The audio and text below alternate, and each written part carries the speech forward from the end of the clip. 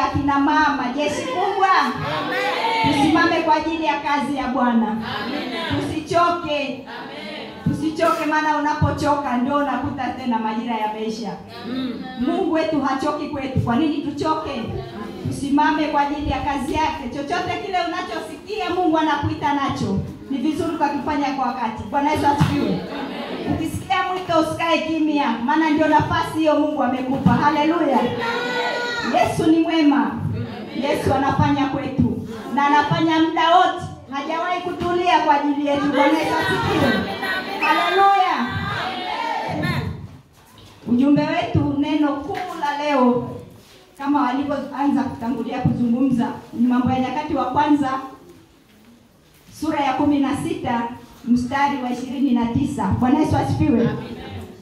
Lakini ilibidi nianze nilipitia hilo neno ambalo walinipa, nikasema niunganishe tu kwa ajili ya Bwana, maana kuna kusudi la mimi kuwa mahali hapa asubuhi ya leo. Bwana Yesu asifiwe.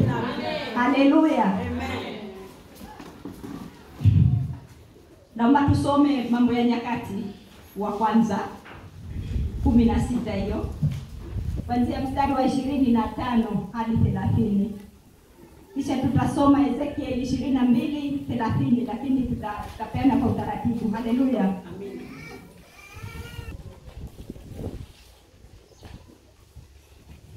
Pia tutasoma Mwanzo 41:15 hadi 16.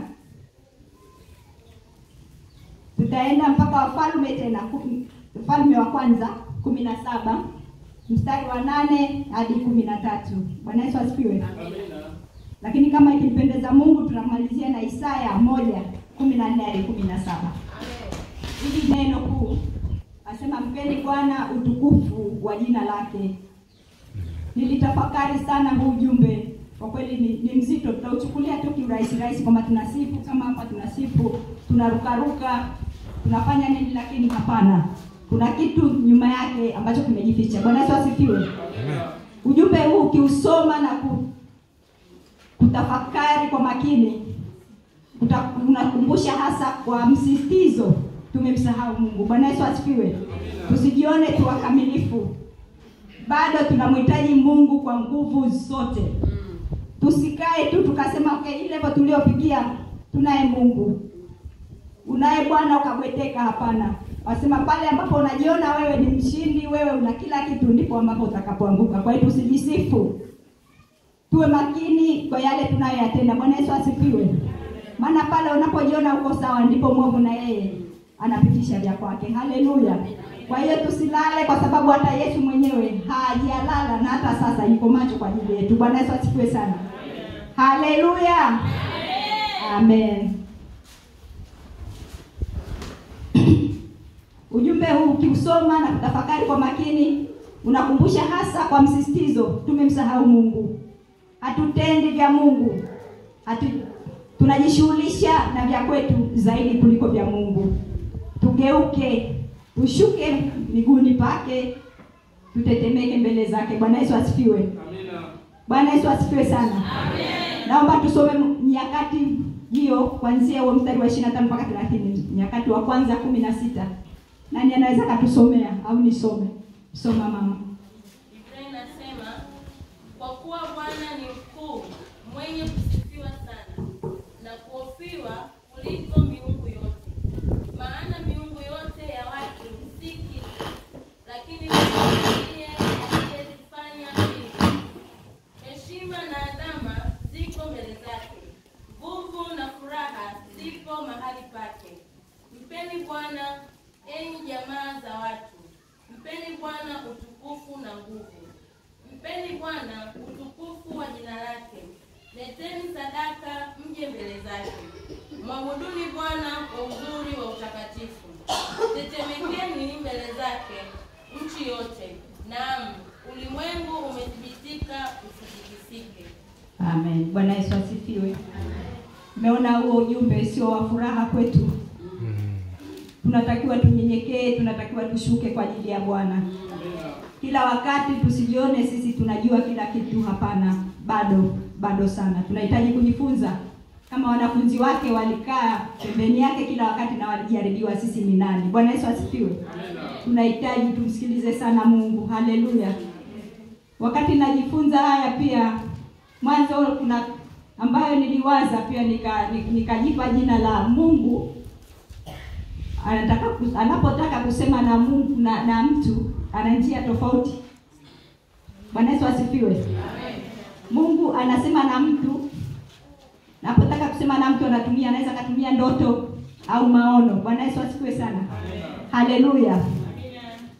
Hii nyakati ya 30 mstari wa 30 ninajiuliza sasa hapa kwamba lakini atakayemwezesha huyu afikie hata kutetemeka ni yupi kati yetu? Kwa sababu yule ambaye tunapaswa kutenda kwa ajili ya Mungu ikiwa hatutendi yaliyo ya Kristo. Bwana Yesu asifiwe. Hatuyatendi sawa sawa. Ni nani atakayepeleka ujumbe ule ukawa hakika kweli mtu akisikia akawashwa masikio? Bwana Yesu asifiwe.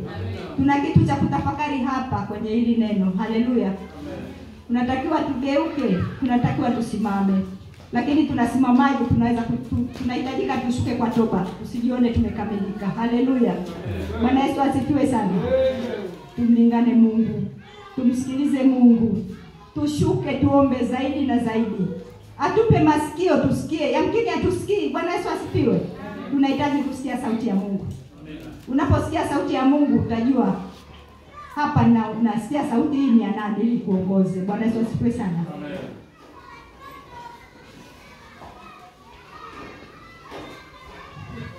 Bwana Yesu asifiwe. Kwenye Ezekieli 22 mstari ule wa 30 anasema, nami nikamtafuta mtu miongoni mwao atakayetengeneza boma na kusimama mbele zangu, lakini sikumuona. Bwana Yesu asifiwe. Haya maneno pia yanarudi kule kwamba tusijisikie kama tuko kila kitu. Mungu anamtafuta mtu. Kumbuka alitafuta hapa, ina maana alimteua Ezekieli. Bwana Yesu asifiwe. Alimwona ndiye mtu fasaha ambaye ndiye hapa ndiki kuzungumza naye na kumpa ujumbe huo kwamba ni mimi ni wewe. Ni nani kati yetu tumejiweka namna gani? Bwana Yesu asifiwe. Haleluya. Tunahitajika tumshuke tumwangalie Mungu. Yamkini anatutazama hapa tulipo sote. Anaangalia ni nani anaweza kasimama ili akapeleka ujumbe kwa mtu fulani ambaye Mungu atakuelekeza. Tunajikuta hatuna chochote mbele za Mungu. Toba inatuhusu sote. Ukamilifu tunahitajika. Tunahitaji tukamilishwe. Tunakamilishwaje? Ni lazima tumpe Mungu nafasi. Bwana Yesu asifiwe. Haleluya. Mungu ni mwema sana. Hajatuacha. Haleluya. Haleluya. Tuwe na utaratibu wa kumtafuta Mungu bila kuchoka. Usichoke wala kukata tamaa. Wakati mwingine Mungu anaweza kutujia kwa njia ya ndoto. Ndio maana ile neno nilisema Mungu anapotaka kufikisha ujumbe wake atakufikishia katika njia ya maono au ndoto. Pendelea kuwa na ibada za usiku wa manane ambao sisi ni kikwazo kwetu sana. Bwana Yesu asifiwe. Tujitengee huo muda kwa sababu Mungu ni utulivu. Mungu ana utaratibu. Yamkini tunaomba kila wakati. Tunaomba lakini hatuna muda maalum. Hatuna muda mwafaka ule unasema Mungu akishuka sasa hivi hapa atanikuta niko mahali fulani. Hatuna nafasi hiyo. Si ndio jamani? Hatuna.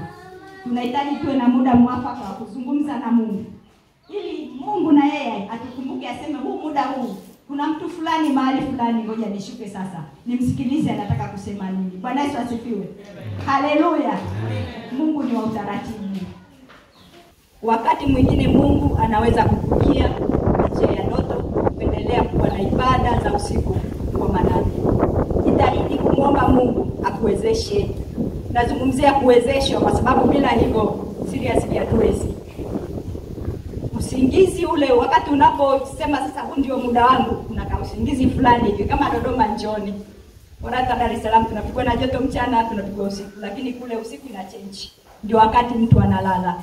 ndio wakati unapata ka usingizi. Kwa hiyo siku ile Mungu naye anakuja na kupepea, lala mwanangu, kwa sababu ndio wakati ndio huu sasa. Kumbe ndio wakati wewe ukipokea kitu ambacho unahitaji. Bwana Yesu asifiwe. Kwa hiyo tumuombe Mungu atuwezeshe. Bwana Yesu asifiwe. Jitahidi kumuomba Mungu atuwezeshe. Nazungumzia hivyo kwa sababu huo muda anafanya ya kwake Mungu na yeye yuko kazini. Anaweza kukuongezea usingizi, kukutesa au kufanya mvivu wa kuomba. Na hiyo nadhani ipo. Kuna wewe unajisikia kuomba lakini yani unajikuta tu hivyo siku inaisha. Anaweza kufanya hayo muovu. Kwa hiyo tusimpe nafasi. Hebu tutoe nafasi kwa Mungu ili aweze kutusimamia. Bwana Yesu asifiwe. Amen. Huo mfano nao hai mimi mwenyewe. Babangu anajua pale. Mpaka nikaja kushtaki, yani kama vile nashtaki kwa Mungu. Umeona baba, mimi nimeshindwa. Kila nikiamka nikijaribu hivi hao. Najikuta kwanza hayapo ya kuomba. Nasema wewe kataa tu. Kemea yataondoka. Nikajaribu hiyo siku ya kwanza, kwa kweli niliona tofauti, nikamwambia kumbe inawezekana. Bwana Yesu asifiwe. Kwa hiyo inawezekana hata kwako. Haleluya. Usikae kimya. Bwana Yesu asifiwe sana.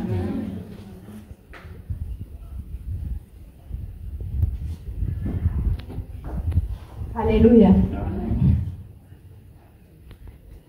Adui anajua siri ya Mungu. Lakini katika hayo yote unahitaji utulivu. Bwana Yesu asifiwe. Amina. Huo utulivu sizungumzii kwamba Mungu haji wakati mwingine mchana au vyovyote, hapana. Ule utulivu, ule muda utakaojipangia kwamba muda huu ninapaswa kuwa mahali fulani, tutamuona Mungu kama tukipangia ratiba. Tuwe na muda wa kukaa na Mungu unaoeleweka. Tusikurupuke tu leo saizi naomba saizi hivi, hapana. Tuwe na agenda maalum ya kuongea na Mungu kwa muda mwafaka unaofaa. Bwana Yesu asifiwe. Kwa nini Mungu anapenda kutujia wa muda huo wa usaba? Kwa sababu anapenda utulivu. Si kwamba wakati mwingine hayupo, hapana. Cha msingi tuwe na muda wa kueleweka. Itakuwa ni vizuri na utamuona Mungu. Bwana Yesu asifiwe. Haleluya.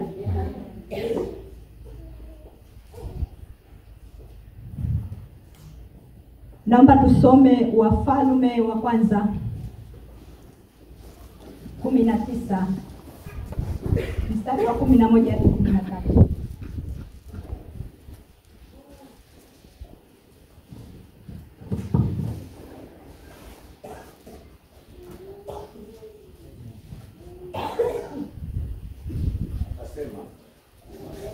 Toka usimame mlimani mbele za Bwana.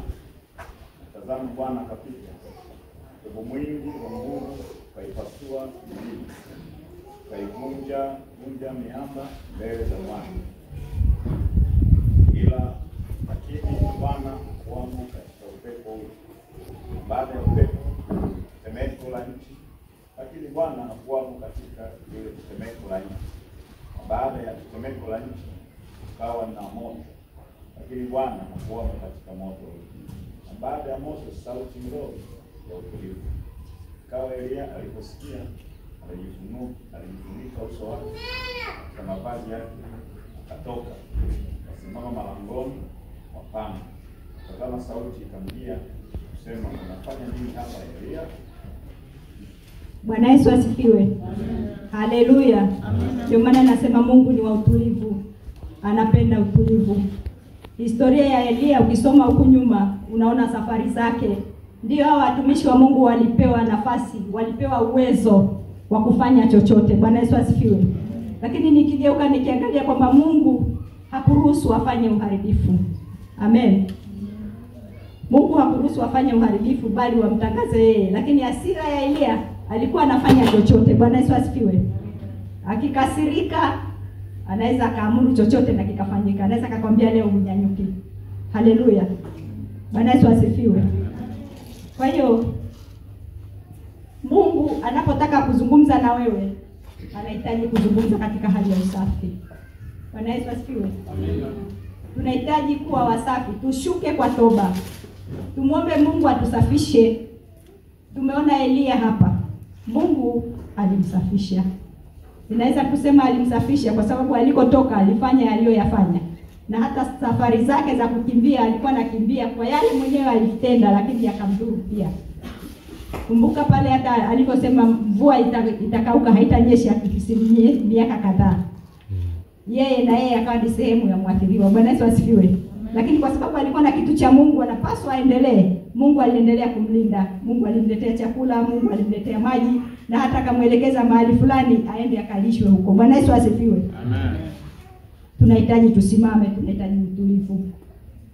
Nasema Elisha alisafishwa kwa sababu ya hizo dalili zote. Bwana Yesu asifiwe. Ngurumo, mvua, ni ule utakaso, mwili ukae sawa sawa. Bwana Yesu asifiwe. Mwishoe moto. Dhahabu ili ing'are iwe safi lazima ipite kwenye moto. Bwana Yesu asifiwe. Kwa hiyo Elia Mungu alimmalizia kwa staili hiyo. Ndipo aliposhuka na kuongea naye. Bwana Yesu asifiwe. Ndipo alipomuuliza shida yake ni nini, akasema nilikuwa na wivu wa Bwana. Bwana Yesu asifiwe. Mkisoma huko hicho kitabu mtajua historia ya mtu huyu amezunguka namna gani wale wasomi wa Biblia. Haleluya.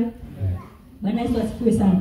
Kwa hiyo Elia baada ya kuoshwa, baada ya kuona moto, ndipo sauti ya utulivu akajua sasa ni Bwana. Ile hofu ya kwamba pengine labda anaweza kaibua kingine. Yamkini pengine alikaa kwenye toba kwamba nahitaji kumuona Mungu. Nahitaji kumuona Mungu. Kwa hiyo ukawa na ile hofu. Hawajaandika hapa. Nisome hivyo. Ninaona kama aliingia hofu fulani kwamba sasa inakuaje. Aliposikia sauti ya utulivu akajua inawezekana ni Mungu, ikabidi ajifunike. Bwana Yesu asifiwe. Je, tunapokuwa kwenye ibada zetu kuna hali gani fulani tunaisikia ili hata tuogope, tuweze kujiweka namna fulani kwa ajili ya usikivu wa Mungu? Bwana Yesu asifiwe. Hilo ni kitu ambacho tunahitaji tujadili kwenye darasa. Tuwe katika hali ya mazingira ya namna gani ili tuweze kusikia yale ambayo Mungu anataka tufanye, yale ambayo Mungu anatuonya kwayo. Haleluya. Amina. Tunahitaji utulivu, tunahitaji utakaso, tunahitaji kuomba toba, tubu kwa ukweli. Tusifanye masiara. Siku hizi zimeisha sana. Siku zimeisha, zinahesabika na mnaona yote yako wazi. Hakuna kilichofichika kwenye Biblia. Bwana Yesu asifiwe. Kila kitu kiko wazi. Ni wewe mwenyewe ufungue masikio yako. Ukijua kwamba kweli muda umeisha, mtafute Mungu kwa hali na mali. Jitafakari umefanya nini? Jitafakari unatenda nini? Wakati huo Mungu anapata nini? Haleluya. Tazama kazi hizi zote hazistahili tuzivute hivi. Lakini ni kwa sababu hatujakaa vizuri na Mungu. Wanasemaga benki ya Mungu iko mifukoni mwetu. Bwana Yesu asifiwe. Kwa hiyo ili Mungu aguse benki zetu ni lazima ashughulike na sisi kwanza. Ni lazima tushuke, tutubu ili Mungu atuweke katika ile nafasi. Ili akisema nataka hiki, anajua benki yake imejaa. Haleluya. Tunamhitaji Mungu ashughulike na maisha yetu pia. Bwana Yesu asifiwe sana. Amen.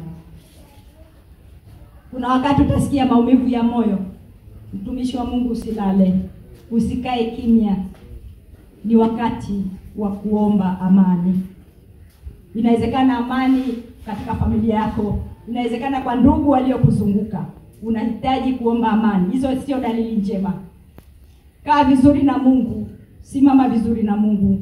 Fanya ya Mungu. Ujumbe unapokuja wa namna hiyo, ujue kwamba hauko salama. Omba kwa ajili hata ndugu yako kama unaona wewe uko salama. Kwa sababu yamkini ni wewe umechaguliwa. Ni wewe ambao umesimamishwa kwa ajili ya kufanya hayo. Chukua nafasi. Bwana Yesu asifiwe. Haleluya. Narudia. Kuna wakati utasikia maumivu ya moyo. Usipumzike, vyema ukaomba, maana sio dalili njema. Omba kwa ajili hata ya nchi yako. Omba kwa ajili ya kanisa. Wakina mama, wamama ni jeshi kubwa, lakini tunahitaji tusimame kwa ajili ya hicho cheo ambacho tumepewa. Tusichukulie tu hivi wakina mama tunatembea kwa sawa. Jeshi kubwa kwa ajili ya nini? Kwa ajili ya utukufu wa Mungu. Kwa hiyo tuyafanye kwa ajili ya utukufu wa Mungu. Mama ndiye atakayeomba kitu kikafungua. hata kwenye kanisa, hata kwenye familia, hata kiwe na ugumu wa namna gani. Mama, ukikaa vizuri na Mungu, utaona Mungu akitenda kwa yale ambayo yanaleta shida kwenye familia. Tuombe hata kwa ajili ya nchi yetu. Tuombe toba kwa ajili ya ardhi hii. Hatujui ya mjini ni vitu gani ambavyo vimezunguka mahali hapa. Tunamhitaji Mungu sana. Tunahitaji kumuomba, lakini tuwe katika hali ya utakatifu. Tuombe toba, tuombe rehema. Tugeuke kwa ajili ya Mungu wetu. Haleluya. Nimeota ndoto, wala hakuna awezaye kufasiria. Nami nimesikia habari zako, ya kwamba usikiapo ndoto waweza kuifasiri. Yusufu alimjibu Farao akasema, si mimi. Mungu atampa Farao majibu ya amani. Amina. Haleluya. Yesu asifiwe. Huyu ni mzee wa ndoto, unaweza kutumia neno hilo. Ndio maana akasema Mungu akitaka kuzungumza na mtu anaweza kutumia njia ya ndoto au maono. Habari za Yusufu, aliandaliwa kwa njia ya ndoto ili kuokoa taifa, ikiwa ni pamoja na familia yake, lakini akiwa Misri. Yesu asifiwe. Tumeona hadithi hii ya Yusufu alivyokuwa. Alipata shida sana, maana kila alichoota anawashirikisha akijua atapewa labda ushauri mwema. Matokeo yake ni maumivu. Bwana Yesu asifiwe. Yamkini pengine walikuwa wengine wanamueleza wazi wazi, ifika mahali hata wakamburuza tu, yani wakamwona kama hafai kitu. Wakaona suluhisho ni kumuondoa. Bwana Yesu asifiwe. Haleluya. Yusufu alipata shida sana. Familia ilihesabu amekufa kwa sababu lengo lao ni kumuua, hata pamoja na kwa hawakumuona, lakini walioyapanga mzee ilifikia mahali akasema nitashushia kambi zangu kabrini nimlilia mwanangu. Bwana Yesu asifiwe. Alipelekwa hadi Misri. Yaliyomtokea Misri tulijua. Na tuwezi kusoma vitabu vyote tunagusia tu kidogo kidogo. Akapata ajira nzuri sana, lakini mke wake hivyo. Wanasemaga mke wazuri sana ni tatizo. Mungu atusaidie. Ni maneno ya kwetu. Haleluya. Amen. Amina. Aliwekwa hata gerezani, lakini kwa sababu ya lile kusudi la Mungu alisimama. Tumeona Farao alivyoota ndoto. Akaambiwa kuna Mwebrania mmoja kule gerezani, kwa hiyo ikabidi atolewe. Alipotolewa amjibu kama mlivyosoma kwamba sio mimi bali ni Mungu atampa Farao majibu ya amani. Yeye alisimama kwa ajili ya nchi, alisimama kwa ajili ya mkini mataifa mengine kwa ajili ya nchi. Yamkini wangekufa wale, lakini yeye aliandaliwa. Yamkini ni mimi na mkini ni wewe, umeandaliwa kwa ajili ya kusimama. Kwa ajili ya familia yako usikae kimya. Kwa ajili ya taifa usikae kimya. Taifa linamhitaji mama, linamhitaji baba. Bwana Yesu asifiwe. Tusimame kwa ajili yetu sote. Tusimame kwa ajili ya kanisa pia. Kuna uhitaji mwingi, tunahitajiana. Bwana Yesu asifiwe. Tusikae kimya. Maana kuliko na Mungu ndiko kuliko na neema. Kwa hiyo tujitahidi kumtafuta huyu Mungu, neema yake idhihirike kwetu. Tusijione kama tuko sana. Bwana Yesu asifiwe. Tusiwe tunakuja kanisani kwa mazoea. Kuja kwa kunyenyekea ukijua kwamba unakuja kumtafuta Mungu. Yamkini anaweza kapitisha ujumbe umeketi hapo hapo na akakunyanyua kwa ajili ya kufanya kitu kwa ajili ya taifa. Haleluya. Bwana Yesu asifiwe. Tuzidi kushuka, tuombe amani, tuombe Mungu atupe mafunuo mapya. Tusiende na yale yale ya zamani, kwa sababu nyakati zimekwisha. Tujue majira na wakati ambayo tunaopita, wakati tunaotembea nao Bwana. Bwana Yesu asifiwe. Haleluya. Habari wasema habari za Yusufu.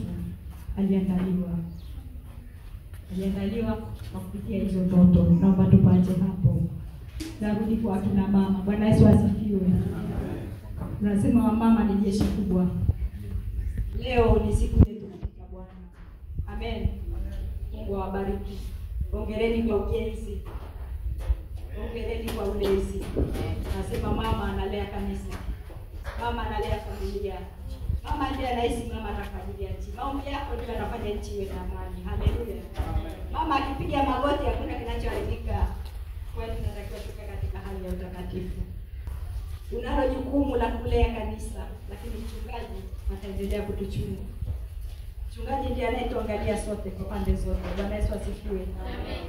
Kanisa inaanzia nyumbani pia. Haleluya. Inaanzia nyumbani kwetu. Tunafanya nini katika jamii? Wanatusomaje huko tunapoishi? Bwana Yesu asifiwe. Amen. Yaani waliotuzunguka tunasomekaje? Lakini wengine tunajikuta hatuwezi kuona ya Mungu, hatuwezi kufanya ya maana ya kuwafanya watu watatamani kuja kwetu.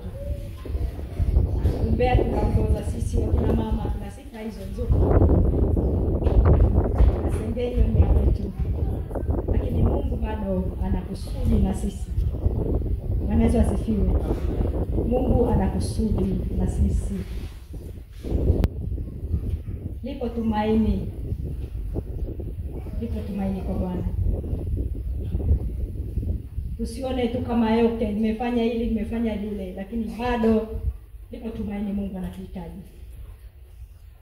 Mungu anayo sababu ya mimi na wewe kuwa mahali hapa ili aweze kutusikiliza. Bwana Yesu asifiwe. Amen. Anataka kukuona, mwanangu, ulifanya nini na saizi uko wapi? Uko mahali hapa, ina maana umenitii. Nimekuja ili unisikilize. Haleluya. Amina.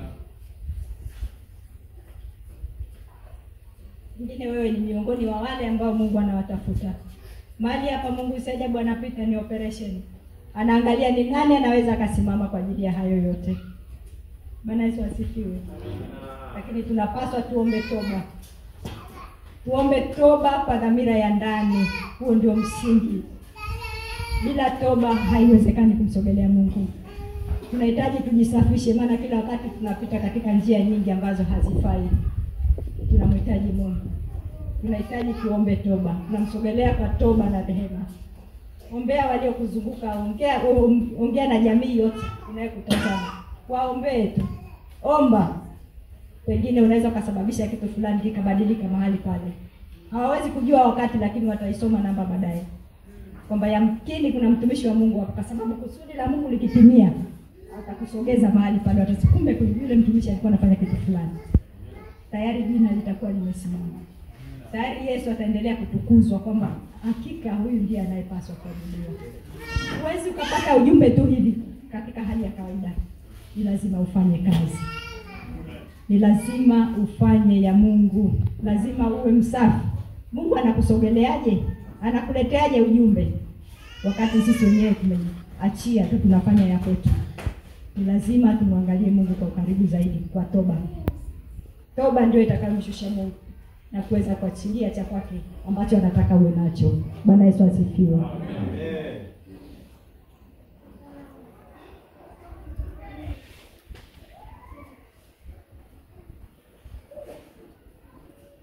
Mungu anatuangalia zaidi kuliko unavyofikiri.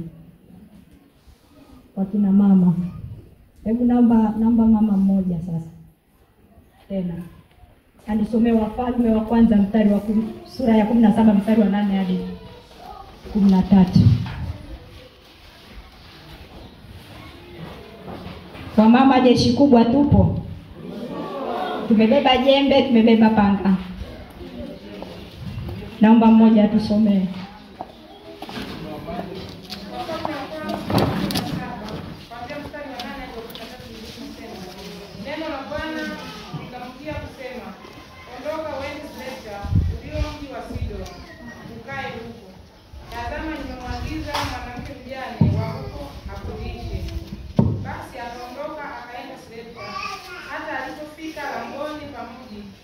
Kumbe mwanamke mjane alikuwako akiokota kuni.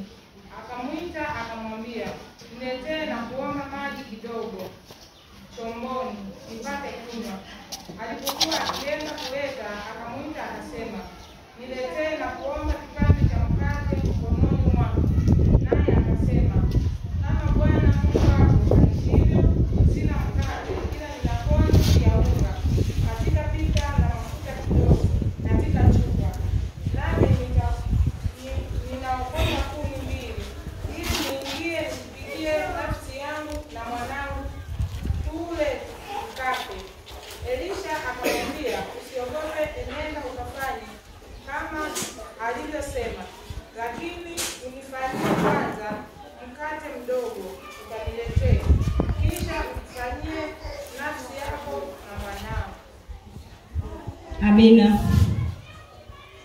Hili somo nimeliingiza kwa sababu ya kina mama.